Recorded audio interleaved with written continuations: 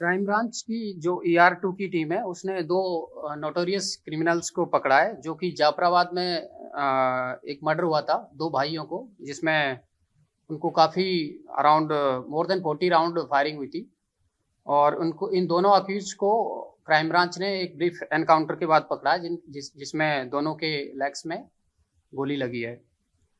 इसका बैकग्राउंड में दोनों अक्यूज़ है, इन्होंने दिसंबर 16 2025 को जाफराबाद के एरिया में नदीम और फजील 2 भाई है, उनका मर्डर किया था और उसमें काफ़ी ग्रूसम मर्डर था, जिसमें इन्होंने अराउंड 40 से ज़्यादा राउंड फायरिंग की थी। इसको उसके बाद से ये लोग दोनों कहीं छुप गए थे, भाग गए थे और हमारी टीम इसमें तभी से काम कर रही थी, क्राइम ब्रांच की। इसमें हमारी जो टीम है उसमें उसका लीड कर रहे थे ACP नरेंद्र बेनीवाल जी और इनके inspector Sunil Kundu, SI Gunjan, ASI Satyendra, SC Rajeev, SC Prince, SC Mohit, SC Vikas. तो टीम काफ़ी टाइम से मैनुअल टेक्निकल सर्विलेंस के बेसिस पे काम कर रही थी। इसी बीच अभी हमें इन्फॉर्मेशन मिली कि रात में 8 तारीख की रात में एक्यूज जो कि बीच बीच में दिल्ली NCR में मूव कर रहे हैं, अपनी हाइड आउट चेंज कर रहे हैं, आएंगे और पेपर मार्केट गाजीपुर के एरिया में। तो टीम ने एक पूरा जाल बिछाया और उसी टाइम जैसे अक्यूज आए थे, अक्यूज ने पुलिस की टीम पे फायरिंग करना शुरू कर दिया और पुलिस की टीम ने जवाबी कार्रवाई की और उसमें दोनों अक्यूज के पैर में गोली लगी है और पुलिस स्टाफ SC प्रिंस और SC मोहित के BP जैकेट में भी गोली लगी है। टोटल अराउंड 16 राउंड फायरिंग हुई थी इसमें और जिसमें दोनों अक्यूज है उनके पैर में गोली लगी है। दोनों अक्यूज से 3 पिस्टल, 11 कार्ट्रिज, 6 फायर्ड कार्ट्रिज और जो स्कूटी उसमें यूज करी थी दोनों भाइयों के मर्डर में, उसको भी रिकवर किया है। दोनों अक्यूज में पहला अक्यूज है असद अमीन। असद अमीन जो कि पहले भी 5 से 6 मुकदमों में पहले भी इन्वॉल्व रहा है, जिनमें अभी लेटेस्ट 2025 में अटेम्प्ट टू मर्डर का मुकदमा रहा है, जिसमें फायरिंग करी थी इसने। इसके अलावा आप देखेंगे GTB हॉस्पिटल की फायरिंग में भी वो इन्वॉल्व था और इस तरीके से कंटिन्यूसली आर्म्स एक्ट और के केस में इन्वॉल्व रहा है और आर्म्स के डीलर के रूप डील भी करता था। इसी तरीके से मोहम्मद दानिश है दूसरा जो अक्यूज है, वो भी जाफराबाद का ही रहने वाला है और वो भी काफ़ी टाइम से क्रिमिनल बैकग्राउंड है उसका भी। जैसे उसकी 2000 पहले पुरानी भी FIR है 2016 में। इसके अलावा जो FIR नंबर 181/25 है आर्म्स एक्ट की है, उसमें भी जिसमें पहले क्राइम स्पेशल सेल ने सलीम पिस्टल को अरेस्ट किया था, उसमें भी इन्वॉल्व रहा है।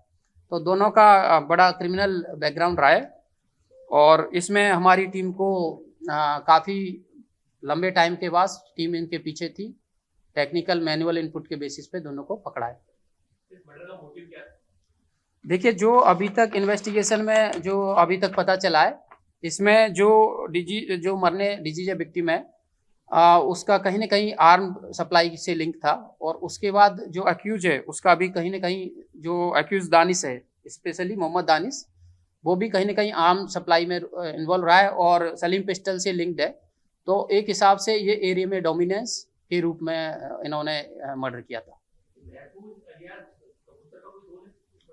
देखिए, अभी वो इन्वेस्टिगेशन का पार्ट है। अभी 2 अक्यूज दोनों को पकड़ा है क्योंकि ये पहली ही अरेस्ट है दोनों को। उसके बाद में जो भी और लोग इन्वॉल्व थे उनका भी इसमें रोल निकलेगा, तो उनको भी आगे अरेस्ट किया जाएगा।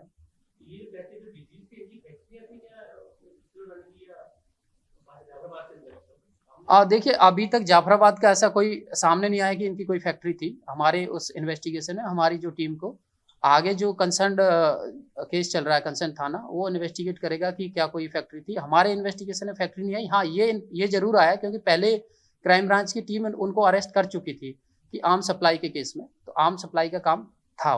क्राइम ब्रांच की जो ER2 की टीम है उसने 2 नोटोरियस क्रिमिनल्स को पकड़ा है, जो कि जाफराबाद में एक मर्डर हुआ था 2 भाइयों को, जिसमें उनको काफ़ी around more than 40 round firing हुई थी और उनको इन दोनों अक्यूज को क्राइम ब्रांच ने एक ब्रीफ एनकाउंटर के बाद पकड़ा है, जिसमें दोनों के लेग्स में गोली लगी है। इसका बैकग्राउंड में दोनों अक्यूज है, इन्होंने दिसंबर 16 2025 को जाफराबाद के एरिया में नदीम और फजील दो भाई है उनका मर्डर किया था और उसमें काफ़ी ग्रूसम मर्डर था जिसमें इन्होंने अराउंड 40 से ज़्यादा राउंड फायरिंग की थी। इसको उसके बाद से ये लोग दोनों कहीं छुप गए थे, भाग गए थे और हमारी टीम इसमें तभी से काम कर रही थी, क्राइम ब्रांच की। इसमें हमारी जो टीम है उसमें उसका लीड कर रहे थे एसीपी नरेंद्र बेनीवाल जी और इनके inspector Sunil Kundu, SI Gunjan, ASI Satyendra, SC Rajeev, SC Prince, SC Mohit, SC Vikas. तो टीम काफ़ी टाइम से मैनुअल टेक्निकल सर्विलेंस के बेसिस पे काम कर रही थी। इसी बीच अभी हमें इंफॉर्मेशन मिली कि रात में 8 तारीख की रात में एक्यूज जो कि बीच बीच में दिल्ली एनसीआर में मूव कर रहे हैं, अपनी हाइड आउट चेंज कर रहे हैं, आएंगे और पेपर मार्केट गाजीपुर के एरिया में।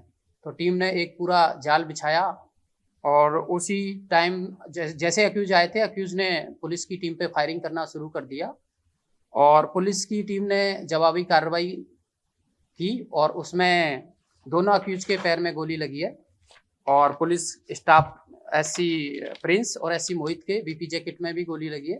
टोटल अराउंड 16 राउंड फायरिंग हुई थी इसमें और जिसमें दोनों अक्यूज है उनके पैर में गोली लगी है। दोनों अक्यूज से 3 पिस्टल, 11 कार्ट्रिज, 6 फायर्ड कार्ट्रिज और जो स्कूटी उसमें यूज करी थी दोनों भाइयों के मर्डर में, उसको भी रिकवर किया है। दोनों अक्यूज में पहला अक्यूज है असद अमीन। असद अमीन जो कि पहले भी 5 से 6 मुकदमों में पहले भी इन्वॉल्व रहा है, जिनमें अभी लेटेस्ट 2025 में अटेम्प्ट टू मर्डर का मुकदमा रहा है जिसमें फायरिंग करी थी इसने।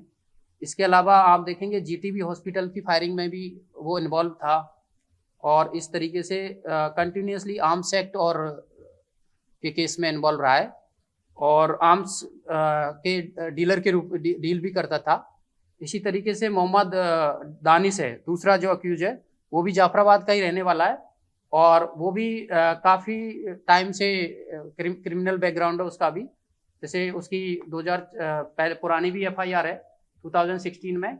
इसके अलावा जो एफआईआर नंबर 181/25 है आर्म्स एक्ट की है, उसमें भी जिसमें पहले क्राइम स्पेशल सेल ने सलीम पिस्टल को अरेस्ट किया था, उसमें भी इन्वॉल्व रहा है। तो दोनों का बड़ा क्रिमिनल बैकग्राउंड रहा है और इसमें हमारी टीम को काफ़ी लंबे टाइम के बाद टीम इनके पीछे थी। टेक्निकल मैनुअल इनपुट के बेसिस पे दोनों को पकड़ा है। इस मर्डर का मोटिव क्या है? देखिए, जो अभी तक इन्वेस्टिगेशन में जो अभी तक पता चला है, इसमें जो मरने डीजीजे विक्टिम है उसका कहीं ना कहीं आर्म सप्लाई से लिंक था और उसके बाद जो अक्यूज है उसका भी कहीं ना कहीं जो अक्यूज दानिश है, स्पेशली मोहम्मद दानिश, वो भी कहीं ना कहीं आर्म सप्लाई में इन्वॉल्व रहा है और सलीम पिस्टल से लिंक्ड है।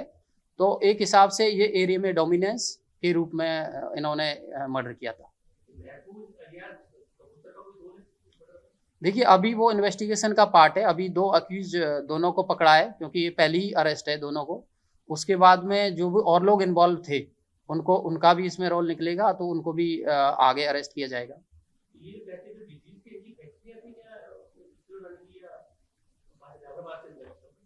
देखिए, अभी तक जाफराबाद का ऐसा कोई सामने नहीं आया कि इनकी कोई फैक्ट्री थी। हमारे उस इन्वेस्टिगेशन में हमारी जो टीम को आगे जो कंसर्न केस चल रहा है, कंसर्न थाना, वो इन्वेस्टिगेट करेगा कि क्या कोई फैक्ट्री थी। हमारे इन्वेस्टिगेशन में फैक्ट्री नहीं आई। हाँ, ये जरूर आया क्योंकि पहले क्राइम ब्रांच की टीम उनको अरेस्ट कर चुकी थी कि आर्म सप्लाई के केस में, तो आर्म सप्लाई का काम था।